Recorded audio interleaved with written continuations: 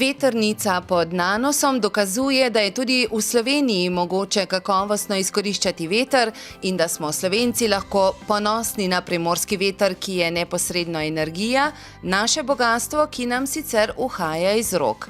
Možnost za uresničitev projekta je bila v celoti preverjena najprej v zgodnji fazi, ko še ni bilo finančnih izdatkov in s tem finančnih tveganj.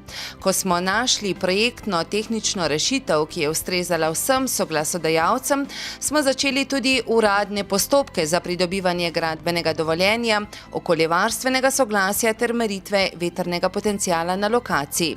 Vetrnica ima rotor s premerom 44 metrov, nameščen je na 55-metrskem stebru, je 910 kW in se uvršča v energetsko kategorijo mala elektrarna. Čeprav je mala, proizvede za približno 500 gospodinjstev električne energije na leto in prihrani okrog 1000 ton toplogrednih plinov, ki jih spustijo v zrak elektrarne na fosilna goriva.